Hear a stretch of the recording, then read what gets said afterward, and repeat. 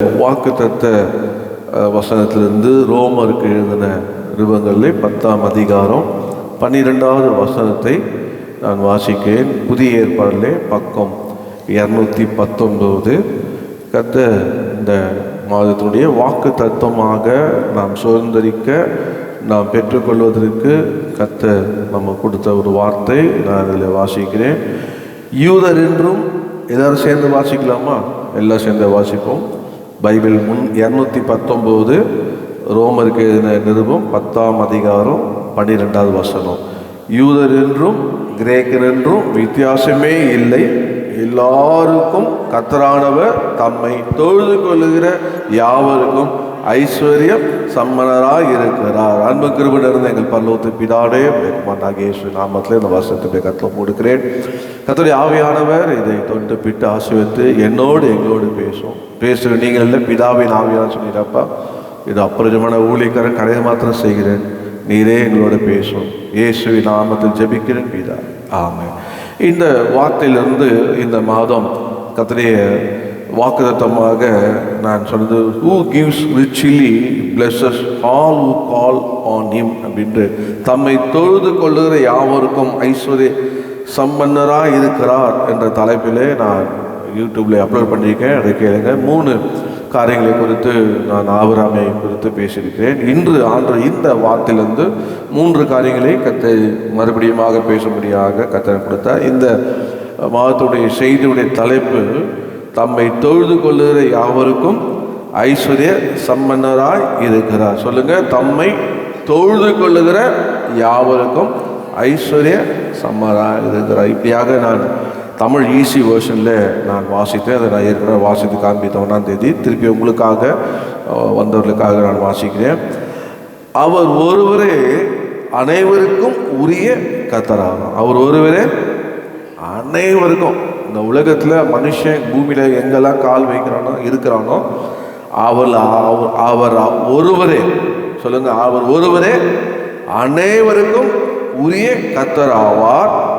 தன்னிடம் நம்பிக்கை உள்ள அனைவருக்கும் ஆசீர்வாதம் தருவார். தம்மிடம் விசுவாசம் உள்ளவரை, தம்மிடம் ஜெபிக்கிற உள்ள அனைவருக்கும் அவர் என்ன தருவாராம்? ஆசீர்வாதம் தருகிறவன். கர்த்தருக்கு ஸ்தோத்திரம். ஆசீர்வாதம் கர்த்தர் வைத்திருக்கிறார். இப்படியாக 1:4 வாசிக்கிறோம். ஐஸ்வர்யம் கனமும் அவரால் எல்லாம் அவர் கையில் இருக்குது. அவர் ஐஸ்வர்ய சம்பந்தர். ஆனால் அவரிடத்துல வருகிறவர்களுக்கு கர்த்தர் என்ன பண்ணுகிறாராம்? தருகிறாராம். தொழுது கொள்ளுகளுக்கு தருகிறாராம். இந்த தொழுது கொள்ளுகிற வார்த்தை பணிது, தொழுகிற ஜெபம், தொழுகிற வார்த்தை கூப்பிடுகிறது. இப்படியாக பல டெஃபினேஷன் கொடுக்கப்பட்டிருக்கு. இன்று கர்த்தர் தம்மை தொழுது கொள்ளுகிற யாவருக்கும் ஐஸ்வர்ய சம்மாதிக்கிறார். முன்னூறியாக இன்ட்ரடக்ஷனாக நான் ஏன் இந்த வார்த்தையை நான் யூதர் என்றும் கிரேக்கர் என்றும் வித்தியாசமே இல்லை, எல்லோருக்கும் கர்த்தரான வாசித்தேன்னா, நீங்கள் என்னோடு கூட ஒரு முன்னூறியாக ஒரு 4 வருஷத்தை காண்பித்து நான் 3 குறிப்பு வேகமாக கலந்து போகிற பாருங்க. நீங்கள் என்னோடு கூட எடுத்துக்கொள்ளுங்கள். ரோமர் 3:29 பக்கம் 211 அங்கே ஒரு அருமையான ஒரு வாக்கியம் இருக்கும் பாருங்க. தேவன், பக்கம் 211, ரோமர் 3:29, தேவன் யூதருக்கு மாத்திரமா தேவன், புறஜாதிக்கும் தேவன் அல்லவா? ஆம், புறஜாதிக்கும் அவர் தேவன். அதாவது சொல்றாங்க, உங்கள் கடவுள்னாப்பா வெள்ளைக்காரன் கடவுள், கடவுள் யூத கடவுள். ஆனால் இங்கே கர்த்தருடைய வார்த்தை எழுதப்பட்டிருக்கு. இவர் யாரா? தேவன் யூதருக்கு மாத்திரமா தேவன், புறஜாதிகளுக்கும் தேவன் அல்லவா? ஆம், புறஜாதிக்கும் அவர் தேவன் என்று சொல்லப்பட்டிருக்கு. அப்போ நம்ம தேவன் யாருன்னா, ரட்சிப்பு யூதர் வழியே வருவதற்காக ஆண்டவர் அந்த யூத கோத்தை தெரிந்து கொண்டு யூதர் வழியாக என்ன பண்ணார்? ஆண்டவர் ரட்சிப்புக்கு இயேசு அந்த வழியாக வந்தாராம். அந்த இஸ்ரவேல் என்பது உலகத்தினுடைய நடு பகுதி, பூமி உள்ள நடு பகுதி. ஸோ அந்த ஆண்டவர் 5 கண்டனட், இப்போ அது 7 ஆகிட்டாங்க. அப்போது ஆண்டவர் இந்த உலகத்தில் எல்லா மனிதருக்காக வந்த வழி, ரட்சிப்புக்கு கொண்டு வந்த வழி என யூத வழி. ஆனால் வந்த இயேசு யார் என்றால், தேவன் அவர் இயேசு இந்த உலகத்தில் எப்படி அனுப்பினார்னா, ரட்சகராக யூதருக்கு மாத்திரம் அல்ல, உலகத்தில் உள்ள அனைவருக்கும், புறஜாதிக்கும் அவர் ரட்சகராக, தேவனாக, கர்த்தராக, ஆண்டவராக கர்த்தர் அவரை ஏற்படுத்தினார். அல்லேலூயா. அதில் ஆண்டவர் அப்போது அது மாத்திரமல்ல, நீங்கள் இன்னொரு வசனத்தை பார்த்தீங்கன்னா ரொம்ப அருமையாக இருக்கும். ஏசாயா 66:23 நீங்கள் வாசிப்பீனால் அதில் பக்கம் 873 அதில் ஒரு வாக்கியம் இருக்க பாருங்க. அப்பொழுது மாதந்தோறும் ஓய்வானதோறும் மாம்சமான யாவரும் எனக்கு முன்பாக தொழுது கொள்வார் கர்த்தர் சொல்லுகிறார்.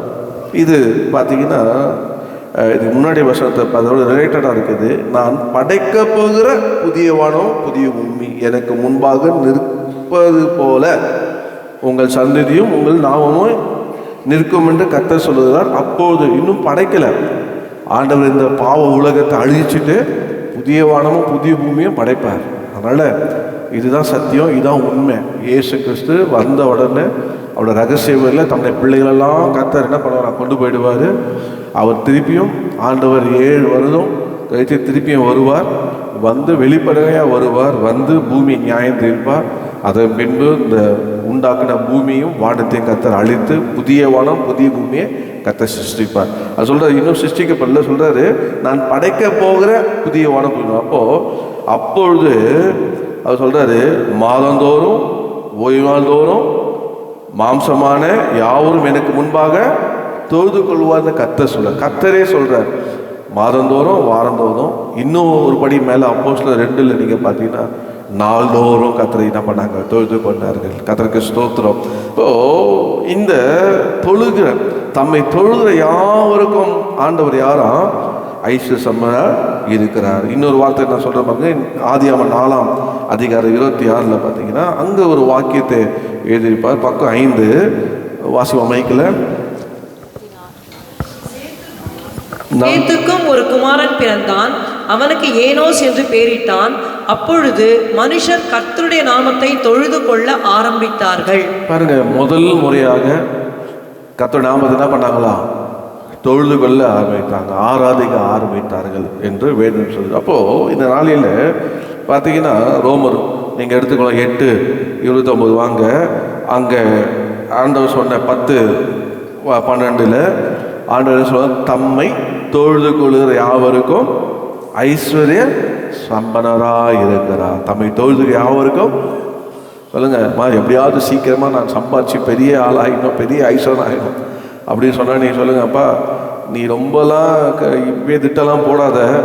நீ செய்ய வேண்டிய முதல்ல பேசிக் என்னென்னா கர்த்தரை தொழுது கொள்ளு, கர்த்தரை பணிந்து கொள்ளு, கர்த்தரை ஆராதி.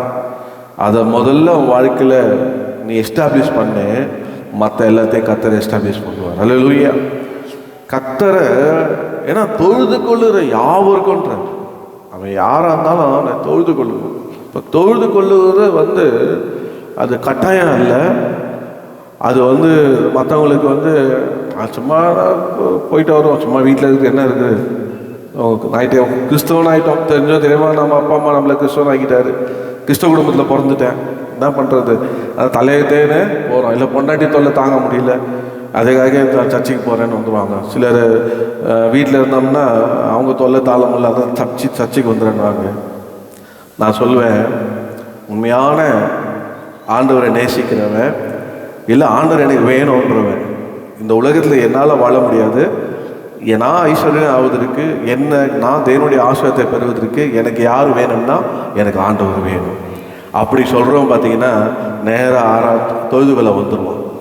எப்படா தொழுதுகள் ஆரம்பிக்கணும் அதுக்கு முன்னாடியே வந்துடுவோம். நான் அப்படி தான் சொல்லி ஆண்டவர் மற்றவங்களாம் உங்களுக்கு வேணுமோ வாழவோ, அவங்களாம் சொத்து இருக்குது, படிப்பு இருக்குது, வசதி இருக்குது, ஆனால் எனக்கு எதுவுமே இல்லை. என்ன இருக்குது? எனக்கு எதுவுமே இல்லை ஆண்டவர், எனக்கு நீங்கள் தான் என்று சொல்லி அவரை நேரத்தோடு தொழு ஆரம்பிப்பேன். வந்துடும் ஆண்டவர் காலத்துக்கு. கர்த்தர் ஆசீர்வாதம். அல்லேலூயா. நம்ம பாடுவோம் பாருங்க, என்ன பாட்டு பாடுவோம், என்னில் பலனும் வல்லமையும் ஒன்றுமே இல்லை. தமிழில் ஒரு அருமையான ஒரு கோரஸ் ஒன்று வரும். என்னது? என்னில் என்னோடிரும் என்னோடிரும் இன்ப இயேசுவே என்னோடிரும் என்னில் வல்லமை பலனோ ஒன்றுமே இல்லை அன்பின் ரட்சகராய என்னோடிரும். இதான் பாட்டு, ரொம்ப சிம்பிள். என்னோடிரும் என்னோடிரும் என்னில் வல்லமை பலனும் ஒன்றுமில்லை. இது எப்போது பாடினேன் அப்படின்னா, நான் ஹவுசிங் போர்டில் இருக்கும்போது பாடினேன்.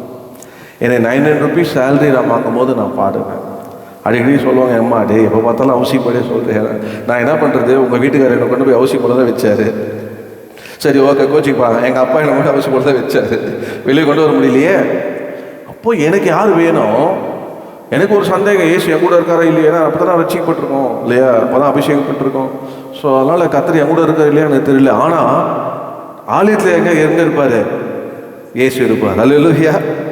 ஆலயத்தில் இருந்தனால தான் 18 வருஷம் கூனி ஆண்டவர் பிசாசு கட்டி வச்சிருக்கான், சாத்தான் கட்டி விடுதலை ஆக்கினார். அப்போது எனக்கு ஒன்று தெரியும், கர்த்தர் எங்கே இருக்கிறாரு, என் கூட இருக்காரு இல்லையா தெரியல, ஆனால் ஆலயத்தில் இருப்பார்னு சொல்லி ஆலயத்தில் வந்து நான் ஆண்டவர்கிட்ட ஜெபம் பண்ணும்போது பாட்டு பாடுவேன். என்ன பாட்டு பாடுவேன்?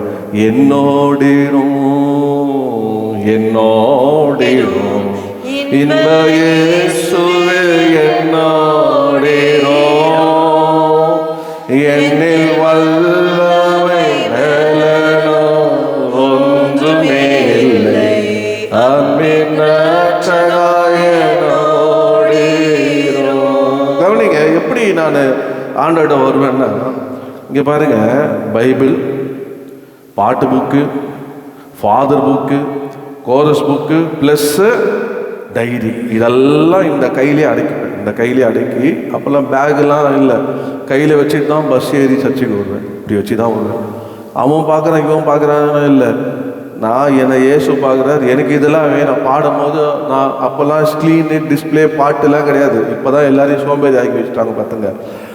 அப்போது காசு கொடுத்து அந்த கஷ்டத்தில் எல்லாத்தையும் வாங்கி இதை கொண்டு வந்து நான் முட்டி போட்டு ஆரம்பத்துக்கு முன்னாடி நான் திறந்து பாடுவேன். என்னை பாடு கொடுப்பேன். எனக்கு ராகெல்லாம் தெரியாது, நான் இப்படி பாடுவேன். நான் பாடுவேன், என்னோடிரும் என்னோடிரும் இந்த இயேசுவே என்னோடிரும்,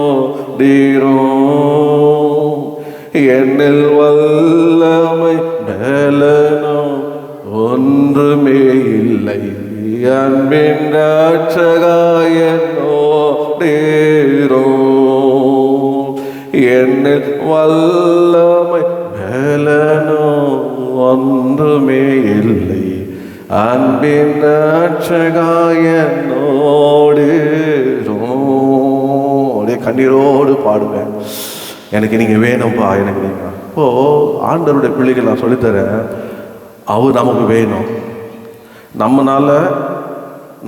நம்ம வந்து நம்மளால் என்னால் அவருக்கு இல்லை, எனக்கு அவர் வேணும், அவர் என்னோடு இருக்கணும், அவர் என்னை ஆசீர்வதிக்கணும்.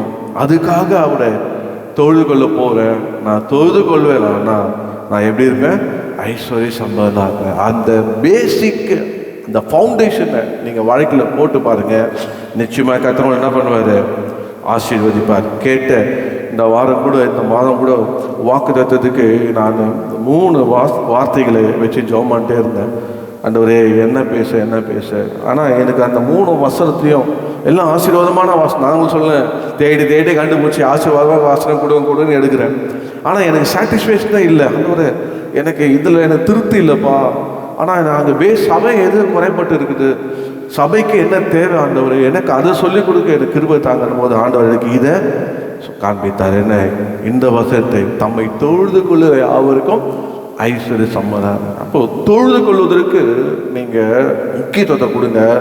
கர்த்தர் ஆசையப்போம். வேதத்தில் 3 காரியங்களை வேகமாக நான் 20 நிமிஷம் தான் இருக்க சொல்லிட்டு போகிறேன் பாருங்க. ரொம்ப டீப்பாக நான் போல. முதலாவதாக ஒரு மனிதனை பாருங்க, அவர்கிட்ட எனக்கு ரொம்ப பிடிச்ச ஒன்று, அப்போஸ்தலர் 8:27 மைக்கில் வாசிங்க.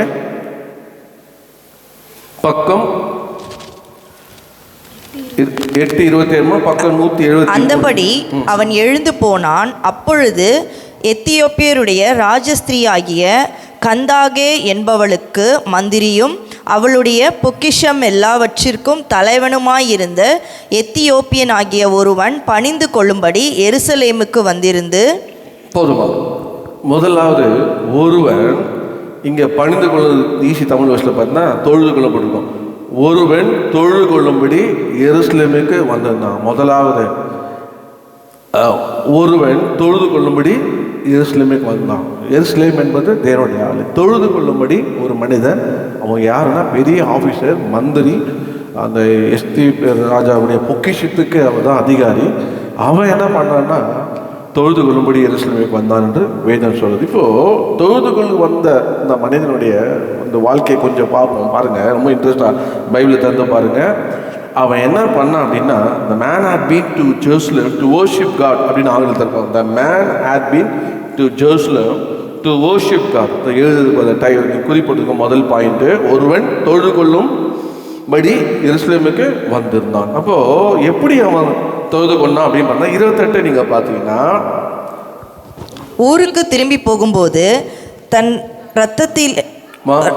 ரதத்திலே உட்கார்ந்து ஏசாயா தீர்க்கதரிசியின் ஆகமத்தை வாசித்து கொண்டிருந்தான். ஆவியானவர் போதுமா அவன் என்ன வாசித்து கொண்டிருந்தான்னா, அப்போ எருசலேமுக்கு எப்படி போனானா, எதுக்கு போனானா?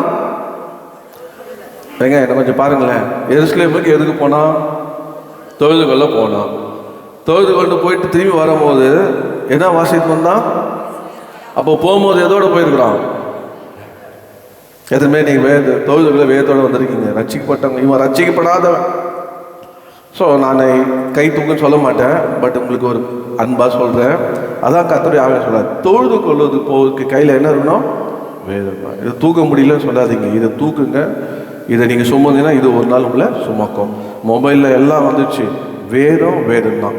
இப்போ கூட நான் இப்போ ஒரு வருஷம் பாஸ்டமாக சொன்னாங்க பாருங்க, 2 சாமுவேல் திருப்பினா கரெக்டாக அதில் போய் நிற்கும். அந்த மாதிரி எனக்கும் அந்த ஒரு கிருபை இருக்குது. திறந்தேன்னா கரெக்டாக எந்த வருஷம் சொல்கிறேன் அந்த வருஷத்தில் போய் நிற்கும். உடனே எனக்கு படிக்க தெரியாது, ஆனால் எனக்கு அந்த கிருபை இருக்குது. திறந்தா டக்குன்னு அந்த இடத்துல நிற்கும். நான் பைபிள் சொல்ல மைக்கில் தான் படிக்கணும் இல்லை, நீங்கள் பைபிளை திறந்தீங்கன்னா டக்கு நீங்கள் படிங்க, சத்தமாக படிங்க.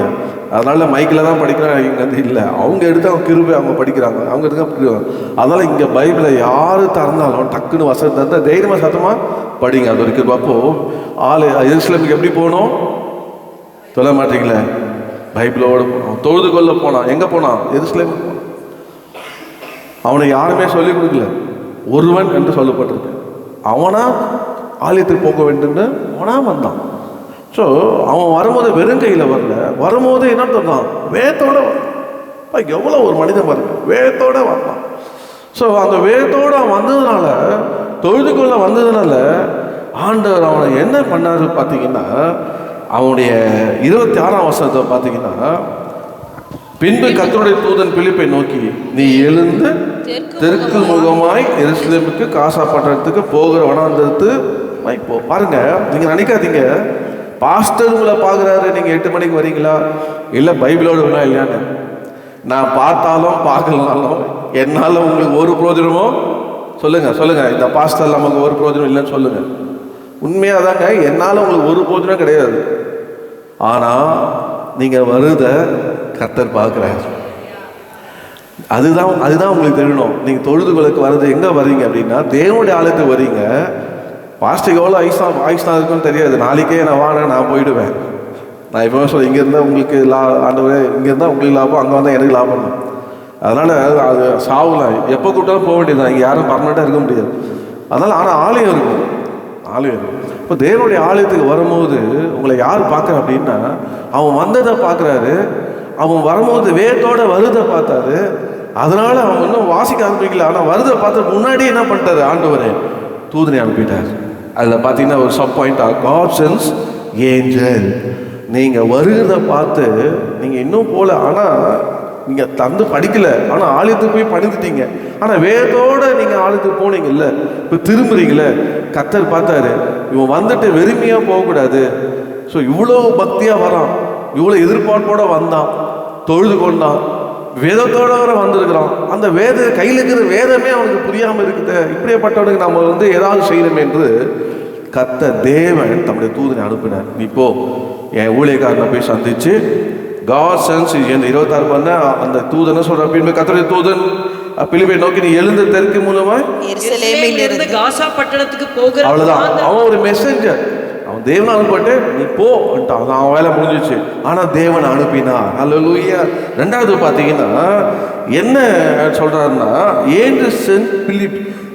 அவன் ஆண்டவர் தேவனை அனுப்புவது மாத்திரம் இல்லை, அந்த செய்தியை கொண்டாந்து பிலிப்ட சொல்லி பிலிப்பை அனுப்புறான். நீ போ, அல்லேலூயா, நீ போ என்று. கர்த்தர் பாருங்க, எதுக்காக என்ன எப்படி இதெல்லாம் வந்ததுன்னா, ஒரு மனிதன் பணிந்து கொள்ள போகிறதுனால, ஒரு மனிதன் வேதத்தோட போகிறதுனால கர்த்தர் தூதனை அனுப்புறது மாத்திரமல்ல, தூதன் தம்முடைய ஊழியக்காரனை அனுப்புகிறார். அந்த மூணாவதாக நீங்கள் பார்த்தீங்கன்னா, அப்புறம் the spirit of the God sends Philip to John. 29 நீங்கள் பார்த்தீங்கன்னா, ஆவியானவர் நீ போய் அந்த ரதத்துடனே சேர்ந்து கொள்ள உடனே இங்கே யார் வரா? ஆவியானவர் விடுகிறார். ஏன்னா இயேசு எடுத்துக்கொள்ளப்பட்ட பிறகு யார் தான் கிரியை செய்கிறார்? பரிசுத்த ஆவியானவர். சபைக்கு யார் தான் கண்காணிப்பாக இருக்கிறாரு? பாஸ்டர் நான் இல்லைங்க, கர்த்தருடைய ஆவியானவர் ஒவ்வொருவரையும் கண்காணிக்கிறாரு. நீங்கள் என்ன பண்ணுறீங்க, எங்கே பண்ணுறீங்க, எங்கே போகிறீங்க, எங்கே வரீங்க, எல்லாம் என்ன செய்கிறீங்க, உங்களை நினைக்கிறது எங்கே, எல்லாமே யார் தான்? ஈச் அண்ட் எவ்ரி மூமெண்ட் இங்கே வந்துட்டீங்கன்னா ஆவியானோட கண்காணிப்பு. இப்போ ஆவியானவர் என்ன பண்ணார்? Spirit of God sends Philip to join. ஆவியானவர் வந்து அவர் சொல்கிறாரு, இந்த ரதத்துடனே நீ சேர்ந்து கொள் என்று கர்த்தர் பிலிப்புடனே சொல்லுகிறார். ஹல்லேலூயா. அது மாத்திரமல்ல, நீங்கள் 40ஆம் வசனத்தில் பார்த்தீங்கன்னா அங்கே சொல்லப்பட்டிருக்கு, வாசிமா. பிலிப்பு ஆசோத்திலே காணப்பட்டு அவ்விடத்திலிருந்து பிரயாணம் பண்ணி செசரியாவுக்கு வருகிற வரையில் சகல பட்டணங்களிலும் சுவிசேஷத்தை பிரசங்கித்து கொண்டு வந்தான். பாருங்க, அந்த 29க்கு அப்புறமா spirit of God took Philip, பசுத்த ஆவியானவர் என்ன பண்ணார்னா பிலிப்பை அவர் எடுத்துக்கொண்டார். பின்பு அவன் எங்கே காணப்பட்டான்னா, அவன் அந்த பட்டணத்திலே காணப்பட்டார்.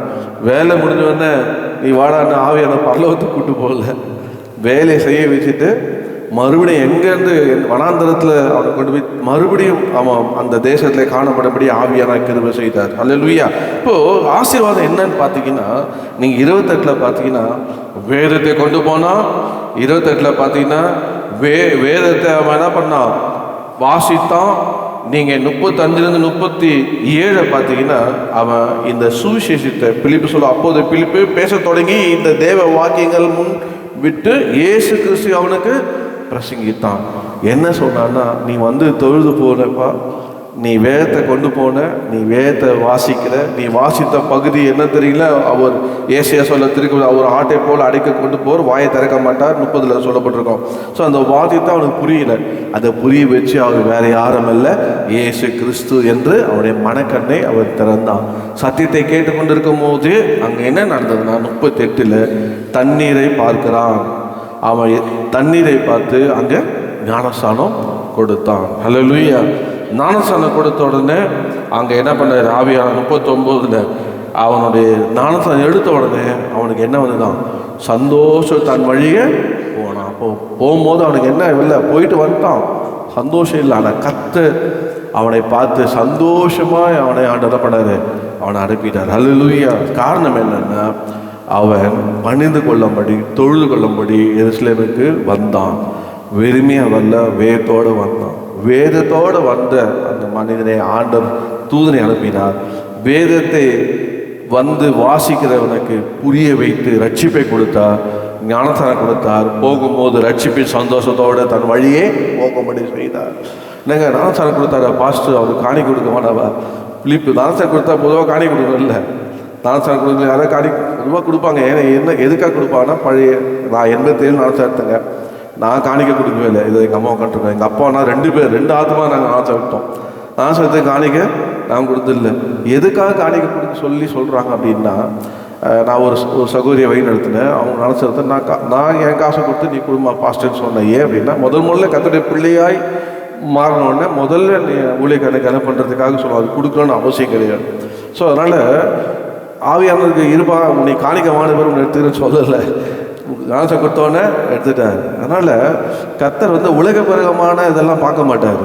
கர்த்தர் என்ன பார்ப்பார்னா, உங்கள் மனது எப்படி இருக்குது, நீங்கள் எப்படி ஆண்டவரை தேடுறீங்க, ஆண்டவருக்கு வந்து நீங்கள் ஆண்டவரை கேரி பண்ணுறீங்க, அதுதான் பார்ப்பார்.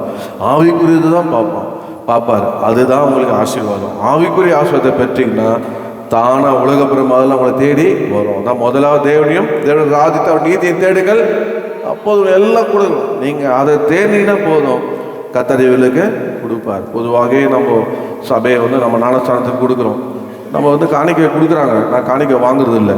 அன்லெஸ் நான் ஊழியம் பண்ணேன்னா, இப்போ சிலர்லாம் வந்து நான் உட்காந்து பிரசங்கம் பண்ணி அவங்களுக்கு ஞானஸ்தானம் கொடுத்து சொல்லி கொடுப்பேன். வசனம்லாம் சொல்லி கொடுத்து அவங்க ஜோம் பண்ணி பண்ணுற மாதிரி. அப்போது எனக்கு தனிப்பட்ட காணப்போ வாடாமல் கட்டாயத்துக்காக நான் காணிப்பாங்க. மற்றபடி சபையை ஞானஸ்தானம் கொடுத்து நான் காசு வாங்குறதில்லை. நமக்கு எவ்வளோ பணம் வருது, கரண்ட் பில்லுலாம் வருது. வீட்டில் சொல்லுவாங்க கரண்ட் பில்லு ஒரு ஏதோ ஒன்று வாங்குங்கன்னு. நான் சொன்னேன் பணம் எவ்வளோ வந்தாலும் பத்தாது. கரெக்டாக பணம் அது ஒரு மனுஷன். ஆனால் நம்ம சபைக்கு அவங்க பண்ணுறது என்ன, ஜெபம் பண்ணுங்க. என்ன பண்ணுங்க, ஜெபம். நீங்களும் சொல்லி நினைக்கலாம் பாஸ்டர்னா சும்மாவே கொடுக்குறாரு அப்படின்னு நினைக்கலாம். நீங்கள் நினைக்காதீங்க, கர்த்தருக்கு கொடுக்குறோம். ஒரு ஆத்மா மனம் திரும்பினா பரலோகராஜ்யம் மகிழ்ச்சி. அதனால் ஞானஸ்தானம் இனி கூட 2 சபையிலேருந்து ஆட்கள் வராங்க, ஞானஸ்தானம் எடுக்க வராங்க. பின்னாடி ராஜன் பாஸ்டர் வராரு, பிரேம் பட்டாளத்துலேருந்து ஏசியிலேருந்து வராரு. நம்ம சபை இப்போ பாருங்கள், போன வாரம் ஞானஸ்தானம் நடந்தது, இந்த வாரம் ஞானஸ்தானம் நடக்குது. வாரம் நடக்கட்டுமே, நம்ம ஏசியில் நடந்த மாதிரி ஆகிடுமே. அந்த அவங்க ஜெபம் பண்ணுவோம், ஆண்டவரே இந்த சபையும் இந்த ஜனங்களும் ஆசீர்வதிங்கன்னு வெளியே ஒரு ஜெபம் வரட்டுமே. அது உங்களுக்கு ஆசை வச்சு வந்தாலே எனக்கு அது போதும். அதனால் கர்த்தர் நம்ம அப்படியாக நம்ம மற்றவங்க ஆசிரமம் இருக்கக்கூடிய கர்த்தருக்கு விஷயம். அப்போது இந்த நாளில் முதல் குறிப்பு என்ன ஆண்டவர்கள் சொல்லிட்டோம்னா, கர்த்தரை தொழுது கொள்ள வரணும். எப்படி வரணும்? வெறுங்கையோட தேவ சமூகத்தில் வரக்கூடாது. நான் உங்களை காசு காணிக்கெல்லாம் கொண்டு வர சொல்ல, உங்களை வேதத்தோடு வர சொல்கிறேன். ஹல்லேலூயா. வேதத்தோடு நீங்கள் இந்த வேதத்தை பார்க்கும்போது கர்த்தர் பார்ப்பார், உங்களுக்காக ஒரு தூதனை அனுப்புவார். கர்த்தர் உங்களுக்காக தூதனை அனுப்புவது மாத்திரமல்ல, கர்த்தருடைய ஆவியானவர் ஒரு வேளை உங்களுக்கு புரியாமல் வந்திருக்கலாம், ஆவியானவர் உங்களுக்கு புரிய வைத்து, ஏன்னா பேசுகிற நீங்கள் இல்லை, உங்களுக்கு பிதாவின் ஆவியானவர் புரிய வைத்து இங்கிருந்து போகும்போது எப்படி அனுப்புவார்? உங்களை சொல்ல மாட்டீங்களே, சந்தோஷத்தோடு திரும்பி போக முடியும் கர்த்தர் செய்வார். ஹல்லேலூயா. அது மாத்திரமில்லை, அதுக்கு படிக்கு மேலே போனீங்கன்னா அவரை தொழுது கொள்ளுகிற எனக்கு அவர் யாராக இருக்காரு? ஐஸ்வர்ய சம்பனாக இருக்கிறார். எனக்கு ஐஸ்வர்யம் வரும், கர்த்தரை ஆசீர்வதிப்பா, ரிச்சஸ் சொல்லப்படுது, கர்த்தர் எனக்கு ஆசீர்வாதம் தருவார். ஹல்லேலூயா. 2வதாக பாருங்க, இங்கே இன்னொரு மனித வேகமாக நான் புரிஞ்சு கொண்டேன். முதலாவது என்ன, எப்படி வரணும் சொல்லுங்க? பணிந்து கொள்ள எங்கே வரணும்? ஆலயத்துக்கு வரணும். எப்படி வரணும்? வேகத்தோடு வரணும். அப்படி வரும்போது கர்த்தர்களோட பேசி திரும்பி போகும்போது எப்படி அனுப்புவார்? சமாதானமாக சந்தோஷமாக அனுப்புவார். 2வதாக பார்த்துங்க, என்னோட கூட எடுத்துக்கொள்ளுங்க. ஆதியாகமம் 21:33 பாருங்க. வாசிமா பக்கம் வாசிமா. ஆபிரகாம் பேர்செபாவிலே ஒரு தோப்பை உண்டாக்கி சதா காலமும் உள்ள தேவனாகிய கர்த்தருடைய நாமத்தை அவ்விடத்தில் தொழுது கொண்டான். பக்கம் 23 பாருங்க. இங்கே ஒரு 2வது பாருங்க, அதுக்கு தலைப்பேர சொல்லணும்னா Abraham made peace and worship the everlasting God. Everlasting God அல்ல தமிழ் ரொம்ப அழகாக சொல்லப்பட்டிருக்கோம் பாருங்க. ஆபிரகாம் பேர்சபாவிலே ஒரு தோப்பை உண்டாக்கி சதா காலம் உள்ள தேவனாய கர்த்தருடைய நாமத்தை அவ்விடத்தில் தொழுது கொண்டான். ஏன் தொழுது கொண்டான் அப்படின்னு பார்த்தீங்கன்னா, கர்த்தர் 21:2 வாக்கு பண்ண பிரகாரமாக ஆபிரகாமுடைய முதிர் வயதில் கர்த்தர் என்ன பண்ணார்? சாகால் கர்ப்பம் தரிக்கும்படி தேவன் குறித்திருந்த காலத்தில் அவனுக்கு ஒரு குமாரனை பெற்றெடுத்தான். அப்போது ஆபிரகாம் தனக்கு சாரால் பெற்ற குமாரனை ஈசாக்கு என்று பெயர் விட்டான். எப்போ?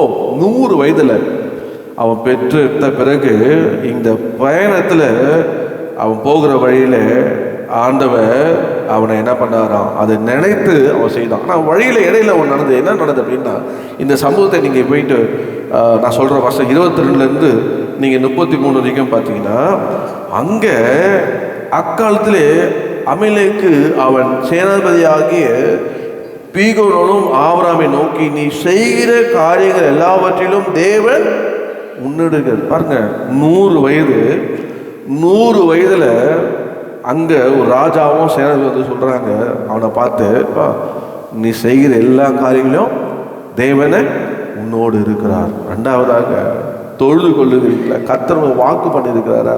அது உங்கள் வாழ்க்கையில் நிறைவேறிச்சா? அதோடு முடிஞ்சிச்சுப்பா அப்படின்னு போயிடாதீங்க. அவர் யார் இருக்கிறாரா?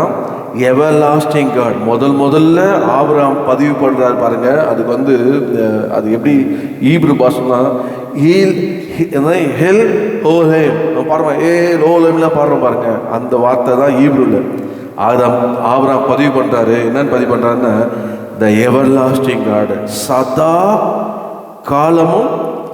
காலமும் உள்ள தேவனாகிய கர்த்தர். இப்போ உங்களுக்கு கர்த்தர் செய்கிற அந்த நன்மையை நினைத்து நீங்கள் தொழுது கொள்ளும் போது உங்களுக்குள்ளே என்ன வரணும்னா, அந்த நன்றி வரும்போது உங்களுக்குள்ள புது பாடல் வரும், உங்களுக்கு கர்த்தரை பற்றி எழுதுகிற கவிதைகள் வரும், இல்லை கதைகள் வரும், இல்லை புதுசாக ஏதாவது ஆண்டவர் வர்ணிக்கிற ஒரு பேர் வரும். அந்த மாதிரி நீங்கள் ஆகணும். இப்போ எப்படி பாடல்கள்லாம் எழுதுகிறாங்க, எப்படி புக்ஸ்லாம் எழுதுகிறாங்க, கர்த்தர் செய்த நினைத்துல அந்த இக்கட்டத்தில் அதை ஒரு சாட்சியாக அதை வெளியிடுறாங்க. அது எங்கே போகுதுன்னா தேவனை மகிமையாக போகுது. இப்போ நான் சொல்ல வர குறிப்பு என்னன்னா, கர்த்தர் ஆபிரகாமுக்கு செய்த அந்த நன்மையை அவன் நினைத்த தொழுது கொண்டான். ஆனால் இடையில ஒரு ராஜாவும் அவனுடைய சேனாதிபதியை சொல்கிறாங்க, நீ செய்கிற காரியங்கள் எல்லாவற்றிலும் தேவன் உன்னுடனே இருக்கிறார். தேவன் உன்னுடனே இருக்கிறார், அதுதான் ரொம்ப முக்கியம். கர்த்தர் உன்னுடனே இருக்கிறார். அப்போது தொழுது கொள்ளுகிறவரோட யார் இருப்பா? கர்த்தர் இருப்பா. அதான் பாயிண்ட்டு. நீ தொழுது கொள்ளுங்களா, நீங்கள் வீட்டில் தொழுது கொள்ளுக்கணும், ஆலயத்தில் தொழுது கொள்ளணும். தொழுது கொள்ளுற உங்களோடு கூட யார் இருப்பா? கர்த்தர் இருப்பார். எதுவுமே புரிஞ்சுக்கிட்டீங்க? ஹல்லேலூயா. நான் சொல்லிட்டேன், என்னால் ஆக்சுவலாக 1ஆம் தேதி பேசுறதுனால எனக்கு தொண்டை சரியில்லாமல் நீங்கள் வர்ஷிப் போயிடுமா அப்படின்ட்டு சொல்லிட்டேன், பிரிச்சிக்கலான்னு. ஆனால் கர்த்தர் கொடுத்த இந்த வார்த்தையை நான் உங்களுக்கு சொல்கிறேன், தொழுது கொள்ளிட்டே இருங்க, கர்த்தர்களோடையே இருப்பா. நான் ப்ராக்டிக்கலாக நான் அதை அனுபவிச்சிருக்கேன். நான் ஆண்டவர்கிட்ட சொல்லுவேன், ஆண்டவரே சர்ச்சில் போகும்போது என் கூட வாங்க, என் கூட என்ன கூட்டிகிட்டு போயிடுவேன். எப்படி சர்ச்சு முடித்தோடனே உங்களை விட்டு போல என் கூட வாங்க ஆண்டவரே, என் கூட வாங்க. உங்களை எப்படி தக்க வச்சுக்கணும்னு எனக்கு தெரியும், உங்களை எப்படி என் கூட தக்க வச்சுக்கணும்னு எனக்கு தெரியும் ஆண்டவரே சொல்லி சோத்திரம் பண்ணுவேன். ஏன்னா புதிய மத்தியிலே ஒரு வாசம் சோத்திரம். ஆண்டவரே இன்னைக்கு ஆலயத்துக்கு கொண்டு வந்தீங்களே, ஆண்டவரே என் கூட பேசுனீங்களே, உங்களை துதிக்க வைத்தீங்களே, ஆராதிக்க வைத்தீங்களே ஆண்டவரே சொல்லி இந்த வாரம் என்னை நடத்துவேன்னு சொல்லிக்கீங்களே, வாக்கு கொடுத்துருக்கீங்களே சொல்லி சோத்திரம் பண்ணிக்கிட்டே போவேங்க. அப்படியே சோத்திரம் பண்ணிக்கிட்டே போவேன். நான் பஸ்ஸில் ஆனாலும் சரி, சைக்கிள் ஆனாலும் சரி, அப்புறம் வண்டி வாங்கினேன், சன்னியில் ஆனாலும் சரி, யமக வாங்கினேன் இல்லை சரி, எங்கே போனாலும் நான் அதை ஆண்டவரை துதிச்சுட்டே போவேன், என் கூட வாங்க. அப்போ போகும்பொழுது நான் திடீர்னு ஒரு காசா மேஜர் ரோடுன்னு ஒன்று இருக்குது எங்கூரில், மியூசிக்கு முன்னாடி பார்த்தீங்கன்னா ஒரு ரோடு. அந்த ரோடு கிட்டே வரும்போது நான் சொன்னேன், ஆண்டவரே ரத்த கோட்டைக்குள்ளே ஒன்று நான் அழுகாதுன்னு பாடிக்கிட்டே போனேன். ஆண்டவரே இப்போ பாடலாம் பாடுறோம், உண்மையாகவே ஒரு ரத்த கோட்டைகளை மூடுவீங்களா? ஏதோ என்னை இப்போ மூடுங்களாம் பாருன்ற உடனே ஒரு ரத்த கோட்டையில் என்ன ஆண்டவர் அப்படியே டக்கால் ஒரு மூடினா இருக்கு. இப்போ நம்முடைய ஆண்டவர் யார் தெரியுமா? கூடவே இருக்கிறவர். ஹல்லேலூயா. நீங்கள் தொழுது கொண்டுட்டே இருங்க, கேட்கறதெல்லாம் கர்த்தர் செய்வார். கர்த்தர் செய்யணும்னு எதிர்பார்த்து கர்த்தர்கிட்ட கேட்டு பாருங்க, கர்த்தர் செய்வார். ஹல்லேலூயா. நீங்கள் கேட்குறதே கிடையாது. என்ன நமக்காக கேட்குறதுக்கு பாஸ்டர் இருக்கிறார், நமக்காக கேட்குறதுக்கு நமக்கு ஜோமர் யாரும் இருக்கிறாங்க இல்லை. நீங்கள் தொழுது கொள்ளுங்க, நீங்கள் கர்த்தர்கிட்ட கேளுங்க, கர்த்தர் உங்களுக்கு தருவார். ஏன்னா அவர் சதா காலமும் உள்ள தேவனாக இருக்கிறார். ஹல்லேலூயா. அப்போ ரெண்டாவதாக என்னன்னா, நீங்கள் தொழுது கொள்ளும் எப்போ தொழுது கொள்ளணும்? கர்த்தர் சொன்னதெல்லாம் நம்ம வாக்கில் நிறைவேற்றினாராப்பா. அவர் நீ தொழுது கொள்ளும் போது யார் சொல்லுவா? கர்த்தர் ஒன்று கத்திரையை கூட நம்ம அடிக்கிறது இல்லை. யார் சொல்லணும்? புறஜாதியார் சொல்லணும், ராஜாக்கள் சொல்லணும், மந்திரிகள் சொல்லணும், உங்களை சொல்லணும், உங்களோட யாருக்கா? கர்த்தர் இருக்கிறார். ஹல்லேலூயா. அதுதான் சாட்சி, கர்த்தர் உங்களோட கர்த்தர் இருக்கிறார் என்ற கர்த்தருக்கு சொல். மூணாவதாக சொல்ல முடிக்கிறேன் பாருங்க, இன்னொரு எடுத்துக்கொள்ளுங்க. ஆதியாகமம் 26ஆம் அதிகாரம் 25 வாசிங்க. அங்கே அவன் ஒரு பலிபீடத்தை கட்டி கர்த்தருடைய நாமத்தை தொழுது கொண்டு அங்கே தன் கூடாரத்தை போட்டான். அவ்விடத்தில் ஈசாக்கின் வேலைக்காரர் ஒரு துறவை வெட்டினார்கள். பாருங்க, இங்க பாருங்க, அவன் என்ன பண்ணான்னா அங்க ஒரு பலிபீடத்தை கட்டி கர்த்தருடைய நாமத்தை தொழுது கொண்டான். இந்த வருஷத்துக்கு முன்னாடி பார்த்தா மூணாவது அந்த குறிப்பு சொல்லிடும் பாருங்க, ஈசாக் கர்த்தருடைய நாமத்தை தொழுது கொண்டான். பாருங்க 24 நீங்க வாசிச்சீங்கன்னா, அன்று ராத்திரியிலே கர்த்தர் அவனுக்கு தரிசனமாகி, நான் உன் தகப்பனாகிய ஆபிரகாமுடைய தேவன், பயப்படாதே, நான் உன்னோடு கூட இருந்து என் ஊழியக்காரனாகிய ஆபிரகாமின் நிமித்தம் உன்னை ஆசீர்வதித்து உன் சந்ததியை பெருக பண்ணுவேன் என்றார். அப்போ மூணாவதாக ஆண்டவரே என்ன சொல்றாரு, நீ பயப்படாத, நான் உன் கூட இருக்கிறேன். ஹல்லேலூயா. எவ்வளோ பெரிய விஷயம் பாருங்க. அந்த உலகத்தில் எதுக்கெடுத்தாலும் நம்ம பயம் வந்தது. ஏன்னா இந்த காலங்களை பார்த்தா அப்படி இருந்தது. திடீர்னு இந்த கொரோனா வந்து போதுலேருந்து உடம்பு சுற்றே போயிடுச்சு, எல்லாரும் உடம்புல கொரோனா இருக்குன்றாங்க. எது வந்தாலும் கொரோனாவோ அப்படின்னு பயப்படுறோம். ஸோ எது வந்தாலும் மந்திரமோ ஏதோ என்ன பில்லி சுனியமோ இல்லை என்ன எதோ கொடுத்துட்டாங்களோ கொல்லும், இது எல்லாம் நமக்கு பயம். ஆனால் ஆண்டவர் சொல்கிறாரு, பயப்படாத, நான் உன் கூட இருந்து, ஹல்லேலூயா, உன் தகப்பனை ஆசீர்வதித்த போல உன்னையும் ஆசீர்வதிப்பேன் என்று கர்த்தர் சொல்ற பாருங்க. அப்போ கர்த்தர் ஒரு மனுஷனோட இருந்து கர்த்தர் அவனை ஆசீர்வதிப்பாருன்னா அது எல்லாருக்கும் தெரியும். கர்த்தர் அவனை ஆசீர்வதிக்கிறது எல்லாருக்கும் தெரியும். சொல்ற பாருங்க, என்னோட கூட வாசிங்க 26 பார்த்தீங்கன்னா அங்கே வாசிக்க பார்த்தீங்கன்னா, அவன் அமலேக்கு அவன் தேரோட வந்தபோது அவன் என்ன பண்ணணும், 28 பாருங்க. அதற்கு அவர்கள், நிச்சயமாய் கர்த்தர் உம்மோடே கூட இருக்கிறார் என்று கண்டோம், ஆகையால் எங்களுக்கும் உமக்கும் ஒரு ஆணை ஏற்பாடு உண்டாக வேண்டும் என்று நாங்கள் நிர்ணயம் பண்ணினோம். அவன் பாருங்க, நிச்சயமாய் கர்த்தர் உம்மோடே இருக்கிறார், கர்த்தர் உம்மோடு இருக்கிறார்ப்பா. அது மாத்திரம் இல்லை, நீங்க கீழே பார்த்தீங்கன்னா 9:29 நீ கர்த்தரால் ஆசீர்வதிக்கப்பட்டவராமே, ஆசீர்வதிக்கப்பட்டவராமே. ஒரு நம்ம கூட கர்த்தர் உங்களோட கர்த்தர் இருந்தா, நீங்க கர்த்தர் உங்களோட இருக்கிறத நீங்க தொழுது கொள்ற அந்த கர்த்தர் தொழுது கொள்ளும் போது ஆண்டவர் உங்களை கர்த்தர் நிச்சயமாக எப்படி உங்களை ஆசீர்வதித்து உங்களோடு இருந்து உங்களோடு இருக்கிறத கர்த்தர் மற்றவங்க பார்க்க வைக்கிறது மாத்திரம் இல்லை, அவங்க சொல்லுவாங்க, நீ கர்த்தரால் ஆசீர்வதிக்கப்பட்டவராங்க, நீ கர்த்தரால் ஆசீர்வதிக்கப்பட்டப்பா. அவங்ககிட்ட வச்சுக்காதுப்பா, அவன் யார் தான் கர்த்தரால் ஆசீர்வதிக்கப்பட்டவன். இங்கே ஒரு சம்பவம் ஞாபகம் சொல்கிறேன் பாருங்க. நம்மளோட இப்போ கர்த்தருக்குள்ள நிறுத்த ஊழியக்காரர் நம்ம ஏசியில் இன்மேன்ஸாக இருந்தார். அப்போது அவர் எப்போவுமே என்ன பண்ணுவார்னா ஜாம் பண்ணிட்டு அந்நிய பாஷை பேசிக்கிட்டே இருப்பார். ஏன்னா நான் அவர்கிட்ட கேட்டிருக்கேன், ஏன்னா நீங்கள் அந்நிய பாஷையே பேசிட்டு இருக்கீங்க, எப்பவுமே பேசிக்கிட்டே இருக்கீங்க. இல்லைப்பா, கர்த்தர் நம்மோடு இருக்கிறான்னு சொல்கிறோம், அதெல்லாம் நம்ம விசுவாசிக்கிறோம். ஆனால் ஆவியான நம்மோடு இருக்கிறது எனக்கு ஒரு இதுனா, நான் அந்நிய பாஷை பேசுகிறேன்னா ஆவியான கூட இருக்கிறாரு, அந்த ஒரு சந்தோஷத்தால் அந்நிய பாஷை நான் பேசிகிட்டே இருக்கிறேன்ப்பா அப்படின்னு. அப்போ கூட இந்த இன்வென்ட்ஸ்லாம் அவரை பார்த்து என்ன சொல்லுவாங்கன்னா, ஃபயர் வருது, ஃபயர் வருது, ஃபயர் வருதுன்னு கண்டல் பண்ணுவாங்க. என்ன வருது, அந்த பேட்சில் அவரை பார்த்து ஃபயர் வருது, ஃபயர் வருது அப்படின்னு சொல்லுவாங்க. நான் சொல்லுவேன், வேணா கிண்டல் பண்ணாதீங்க, இல்லைப்பா ஃபயர்ப்பா, ஃபயர்ப்பா. உண்மையாகவே ஆண்டவர் அவர் வெளியே போகும்போது அவர் பெரிய சபை கட்டினார். கட்டி அங்கே அவர் பிள்ளையில் அரக்கோணத்தில் பெரிய சபை கட்டி ஏராளமான ஆத்துமாக்கள் அங்கே போய் ஆதாயப்படுத்தினார். கர்த்தர் அவ்வளோ ஆத்துமாக்களை அவருக்கு பிள்ளைகளால் கொடுத்து கர்த்தர் அவரை ஆசீர்வதித்தார். காரணம் தெரியுமா, அவரோட கர்த்தர் இருந்தார், அவர் ஆசீர்வதித்தார். ஆமென். இப்போது ஒரு மனிதனோடு கர்த்தர் நம்ம அவரை தொழுது கொள்ளும் போது கர்த்தர் நம்மோடு இருந்து கர்த்தர் நம்மோடு இருக்கிறார் என்று சத்துருக்கள் சொல்லுவது. இது யாருன்னா சத்துரு சொல்ல வைப்பார், கர்த்தரும் கூட இருக்கிறாருன்னு சொல்லிட்டு கர்த்தரால் நீ ஆசீர்வதிக்கப்பட்டாராமேன்னு அவன் வாயில சொல்லுவான். யார் சொல்வா? சத்துரு சொல்லுவான். கர்த்தருக்கு ஸ்தோத்திரம். 3ஆவதாக சத்துரு வாயிலிருந்து அறிக்கை செய்ய பண்ணுவார், கர்த்தர் கூட இருக்கிறாரு, கர்த்தர் உன்னை ஆசீர்வதித்திருக்கிறாரு என்று சொல்லுவார். எப்பொழுது கர்த்தரை தொழில் கொள்ளும் போது. ஹல்லேலூயா. முடிச்சிடுமா? என் நேரம் முடிஞ்சு போச்சு, எழுந்துருங்க. 3 காரியங்கள் சுருக்கமாக சொன்னேன். இன்னைக்கு நீங்கள் எப்படி வந்ததில்லை, இந்த மாதத்தில் வாக்குறத்தை யூடியூப்பில் பாருங்கள். அவரை தொழுது கொள்ளுற யாவருக்கும் அவர் ஐஸ்வர்ய சம்மதனாக இருக்கிறார். அந்த ஐஸ்வர்ய சம்மதனுக்கு நீங்கள் ஆபத்திற்கு என்ன வேணும் அப்படின்னா, முதல்ல அவரை தொழுது கொள்ள அவர்கிட்ட வரணும். நீங்கள் யாராக இருந்தாலும், நீங்கள் ஆணாக இருந்தாலும் பொண்ணாக இருந்தாலும், நீங்கள் மனுஷனாக இருந்தீங்கன்னா மாம்சமான யாவரும் சொல்லப்படும். நீங்கள் மனுஷனாக இருக்கணும். ஆமாம், பேய் வராது, ஆண்டவர் ஆராதிங்க. பேய் வரும் ஆராதிங்க வராது. எல்லா பேயும் ஏசுனா ஓடிடும். மந்திரத்தை கேட்டு பாருங்க, அப்பா எனக்கு ஏசு வச்சு ஒரு மந்திரம் பண்ண சொல்லுங்க. அவன் சொல்லுவான், கிண்டல் பண்ணுறியா, நான் ஏசுனா என்கிட்ட இதெல்லாம் ஓடிடுவோம். ஏன்? வானத்திலும் பூமியிலும் சகல அதிகாரம் உடையவர் இயேசு, மனிதனை உண்டாக்கினவர். அப்போது அவர்கிட்ட வரும்போது பணிந்து கொள்ள எப்படி வரணும்? வெறுங்கையோடு வராதிங்க. நீங்கள் காசு பணம் கொண்டு வர இல்லையோ, வேதத்தோடு வாங்க.